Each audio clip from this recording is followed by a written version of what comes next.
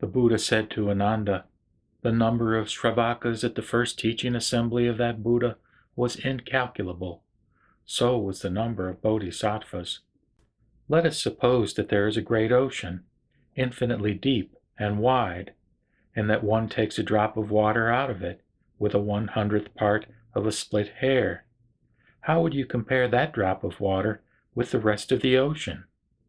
Ananda replied, "When the drop of water is compared with the great ocean, it is impossible even for one skilled in astronomy or mathematics to know the proportion, or for anyone to describe it by any rhetorical or metaphorical expression." The Buddha said to Ananda, "Even if people like Mahamudgalyayana were to count for millions of kotis of kalpas, the number of the Shravakas and Bodhisattvas at the first teaching assembly who could be counted would be like a drop of water, and the number of sages yet to be counted would be like the rest of the ocean." Again, jeweled trees completely fill that land.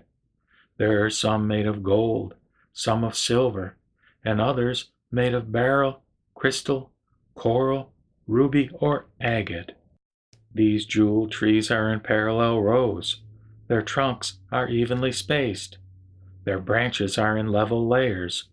Their leaves are symmetrical. Their flowers harmonize, and their fruits are well arranged. The brilliant colors of these trees are so luxuriant that it is impossible to see them all. When a fresh breeze wafts through them, exquisite sounds of the pentatonic scales spontaneously arise and make symphonic music. Again, the Bodhi tree of the Buddha Amitāyus is 4,000,000 li in height and 5,000 yojanas in circumference at its base. Its branches spread 200,000 li in each of the 4 directions. It is a natural cluster of all kinds of precious stones, and is adorned with the kings of jewels, namely moon-bright mani gems and ocean-supporting wheel gems.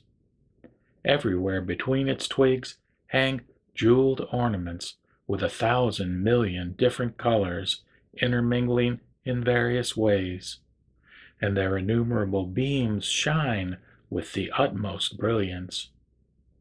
The Bodhi tree itself is covered with nets of rare and excellent gems, and on it appear all kinds of ornaments in accordance with one's wishes. When a gentle breeze wafts through its branches and leaves, innumerable exquisite Dharma sounds arise, which spread far and wide, pervading all the other Buddha lands in the 10 directions. Those who hear the sounds attain penetrating insight into dharmas and dwell in the stage of non-retrogression. Until they attain Buddhahood, their senses of hearing will remain clear and sharp, and they will not suffer from any pain or sickness.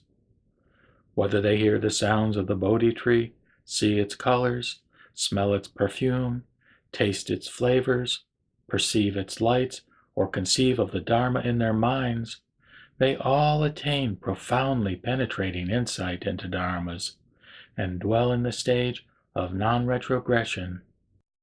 Ananda, when humans and devas of that land see the Bodhi tree, they will attain 3 insights. First, insight into reality through hearing the sacred sounds. Second, insight into reality by being in accord with it. And third, insight into the non-arising of all dharmas. These benefits are all bestowed by the majestic power of Amitāyus, the power of his original vow, his perfectly fulfilled vow, his clear and manifest vow, his firm vow, and his accomplished vow. Again, in that land, there are thousands of varieties of spontaneous music, which are all, without exception, sounds of the Dharma. They are clear and serene, full of depth and resonance, delicate and harmonious. They are the most excellent sounds in all the worlds of the 10 directions. Again, The halls, monasteries, palaces, and pavilions are spontaneous apparitions, all adorned with the 7 kinds of jewels, and hung with curtains of various other jewels. Inside and out, to right and left, are bathing ponds. They are full to the brim with the water that possesses the 8 excellent qualities, clear, fragrant, and tasting like nectar. On the banks of these ponds are sandalwood trees, whose flowers and leaves hang down and diffuse perfumes everywhere. Heavenly lotuses, blue, pink, yellow, and white, bloom profusely in various tints and tones, completely covering the surface of water. If bodhisattvas and shravakas in that land enter the jeweled ponds, the water comforts the body and refreshes the mind, washing away their mental defilements. The rippling water forms meandering streams which join and flow into each other. Their movement is peaceful, and their ripples spontaneously produce innumerable wonderful sounds.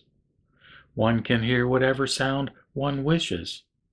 For example, some hear the sound Buddha, some hear the sound Dharma, some Sangha, others hear tranquility, emptiness, and no self, great compassion, paramita, 10 powers, fearlessness, special qualities, non-activity, neither arising nor perishing, insight into the non-arising of all dharmas, and so on until the various sounds of the wonderful dharma, such as, quote, the sprinkling of nectar upon the head of a bodhisattva, are reached.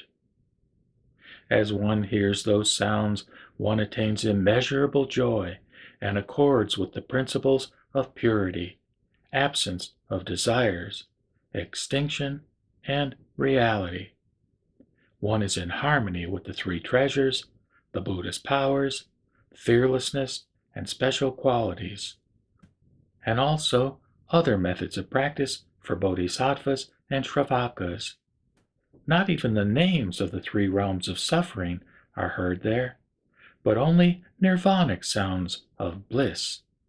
For this reason, that land is called peace and bliss.